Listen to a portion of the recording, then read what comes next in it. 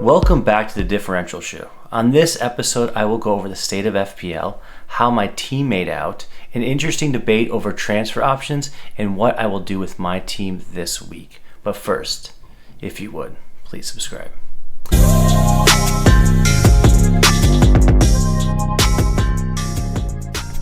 So before I get into my team and how they did this week, I really wanted to talk about the state of FPL.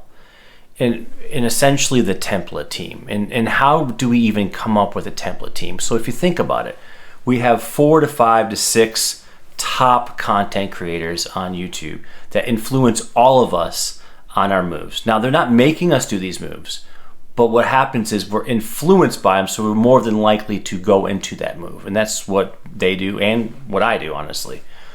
And so this season, the template has not done so well just all around because the differentials have stepped up. There's been really no consistency. So if you think of the consistent players, it's been Haaland, Salah, and Mbamo. Some of those players that some of us have, but not all of us have, especially like Salah. And then really it's the differentials. The players that we haven't been looking at have done well so far. It doesn't mean in the future the template will be awful. It could be great, but for right now, it has just not worked out.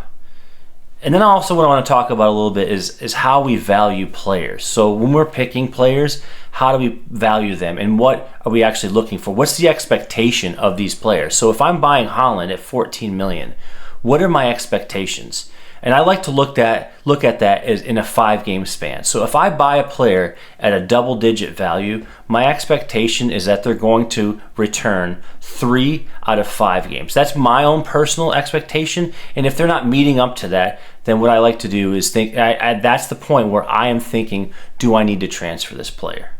So if you look at the other players, and we're getting upset like when Matoma or Mbamo or players that are lower value not returning as consistently as the players like Haaland and Salah, well, they've had a value set on them from the beginning. So what is actually that expectation? So if I'm looking for like a mid to lower mid, meaning like a 9 million to like a 6.5 million, my expectation is really more of like 1.5 to 2 returns every 5 games. If we're starting to see like 1 or even none, or maybe just an extra point for a shutout for a midfielder, at that point I do consider transferring the player out. And we don't want to just jump the gun on anything just based off of something that has happened. So when we're thinking about transferring players, just going into the whole how we value players, are we transferring players based off of I just don't like this player because he's not performed? Or am I bringing in a player that I just really want? And I think you need to be on the other side of like, I want to bring in a player that I really want. Not just based off I'm chasing points, but I have seen the games, I've seen this player performing, and I want to get on that train before it's too late. Okay? I would really caution you just to not jump the gun on the, well, I just don't like this player because my expectation was maybe too high for this player. So let's take a look at my team from this week. 42 points, not bad at all. It's right around the average, and I'll take it. A lot of teams have especially those template teams, were pretty low in the 30s. So if I look at right down the middle, we have Ederson and Diaz. I still feel good about that pick. If I look at the upcoming games, Forest, Wolves, Arsenal, Brighton, and Man U, I can see 2 to 3 shutouts there. Yes, even Man U, because they've been pretty awful, but 2 for sure. I feel like I have at least 2 shutouts there, so I feel like that's a hold for me. Trippier, I'm already in it. Like, people are going to be jumping on Trippier this week when I already got the return, so I'm already ahead of it. I don't have to make that transfer at all. If I look at my midfield, 1, 2, 5, and 2, not great, but the majority of us didn't do that well. So Diaby is my shining player right there. And think about this, 6.5, right? He is returned every other game. So is that a good value? If I can say every other game, you're going to get a player return. And when I say a return, at least 4 points or higher. But then right next to him, we have Sterling. Sterling had 1 big haul and then just a bunch of duds. So of no returns. That's a player I would consider transferring out just based on the value that I put on him and the expectation I want out of it.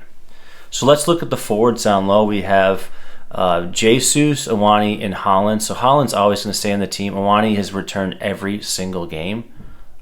He's not going anywhere. Jesus is coming off the bench, so I assume at some point, and maybe even with Champions League in Europe, we would see Jesus start more. So it's a consideration I would move off of him, but I feel like that is just a value move. Like if I don't have any other option and I want to spend a transfer, so I do have 2 transfers this week, it would be some sort of like luxury transfer. I would be looking at possible matchups and based off the eye test because I do watch a lot of games. So I'm going to do something a little bit different this week is I am going to compare 2 players that have been heavily talked about and transferred in and kind of debate both sides. As you see, I have some good stats on there and I explain the stats because I know it's been a hot topic this week, these underlining stats and the content creators just living by these things. And I'm not so sold on XG and XI because I can see a lot of things happening. When we talk about the Jackson situation with Nicholas Jackson, so much XG but nothing coming from it, you got to watch the games because some players just don't have it. They can be in great position, but it doesn't mean they're going to get a return. That's why I think watching the game is so important, and that's what I'm doing for you is I'm watching these games for you. So I have Alvarez and Awani up there. Alvarez has been excellent, and he is honestly banking off of how quality of a player Holland is. He's right behind him, and as long as he's right behind him, he is a great option. So he is 50% GI. So 50% of the returns for Man City have been Alvarez, which is pretty high, something you would want to jump on. I can't unless I do a double transfer to do that, but someone, if you look at also the fixtures below, a fairly decent fixture run, not bad. And it's City, so City doesn't really matter who they play. Honestly, I would think what matters more is home and away. They just obviously play a lot better at home, like really well at home. And if you look at Awani, he is 71% GI. That is incredible. 71% of that team's returns are coming from him.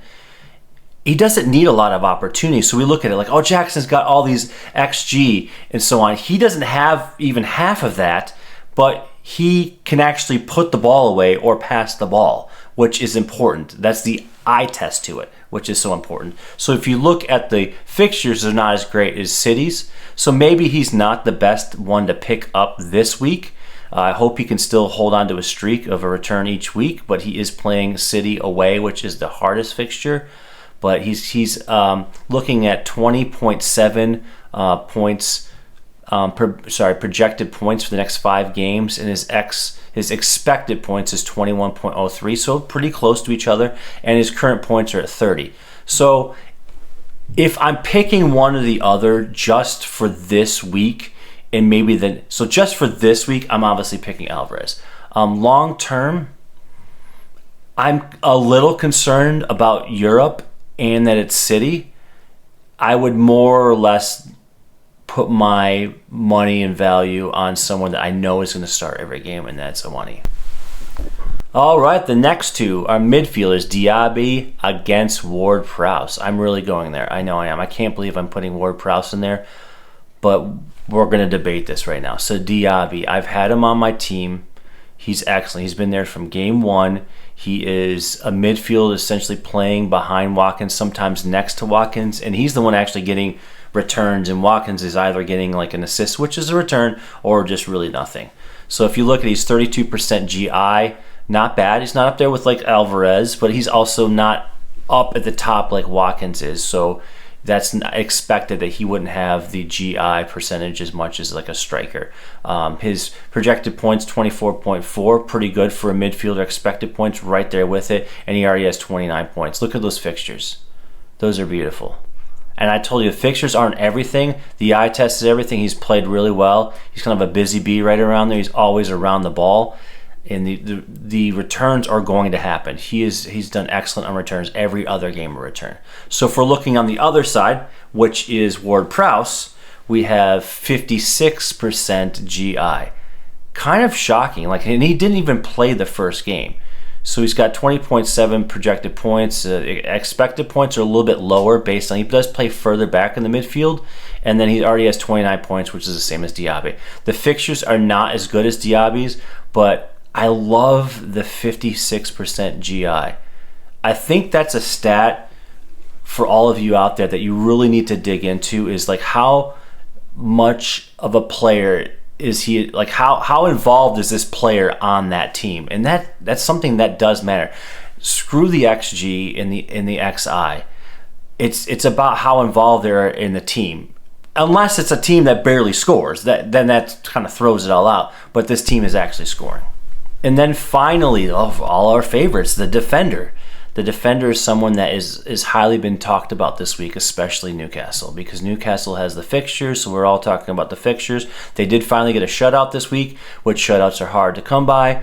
And honestly, if you're going to go for a Newcastle player, it's probably Botman, just based off the value, and Trippier has not really done anything offensively. So that's the upside of paying the 2 million more, is to get the attacking, but right now it's not happening, so I would just go ahead and say let's go with Botman. But if we're comparing the two, so we got Anderson, which I love. He is in the top 5 in scoring for defenders, and he has 24 points, so he's above Botman. 17% GI. I mean, it's not going to be high for GI when it's coming from a defender, but I just want to throw that in there just so you can kind of see the comparison from a striker to defender. And then projected points 16, 22 expected points, and then for Botman 14% GI, projected points 20.5, expected points lower than that. So what does it come down to then? I would say kind of the eye test. If I'm going to lean one way or the other, honestly I would want both of them, just based off of value. They're just not expensive. They're not expensive at all. But if I had to go one way or the other, I'm going to go with Botman just based off of a little bit of the eye test / the fixtures are good. I'm just going to pull up a stat here in front of me so I can see it. So for defenders, let's just talk about this real quick before I jump off and talk about where I'm going to go with this team here.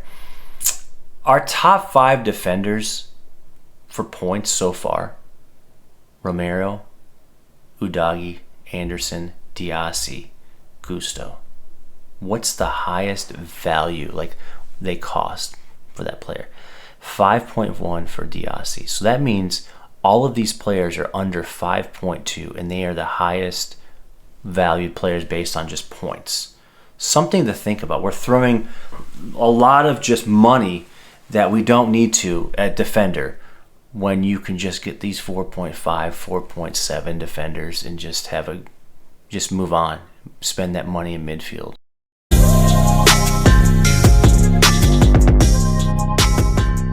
My final thoughts. So I said a lot of different things, and it could be controversy. I kind of called out the content creators today. I am one of those. I'm not at their level at all, but it's what they do. They put out content. They can't take huge risks because they need followers. I totally understand that. I'll take the risk for them. How about that? I will take the risk. I will go out there and bring out in players that others aren't going to bring in, and let's just see what happens. So that's kind of the state of it. If your team is not doing well, think about why you made your transfer. Did you make it because someone told you to do it? Because they're not there telling you to make this transfer, but you are being influenced by it. So make the transfer on your own. You think about it. Look at the data just like I do. I would encourage you to look at the X percentage GI, which is great. If you think about that, sorry, not the X, just the percentage GI, that's kind of important when you're looking at how involved is this player and returns for that team. And then, like I said before, does this team score? That's all you should be thinking about. If they don't score, probably don't bring them in. Very simple, right? Bring in players from teams that score.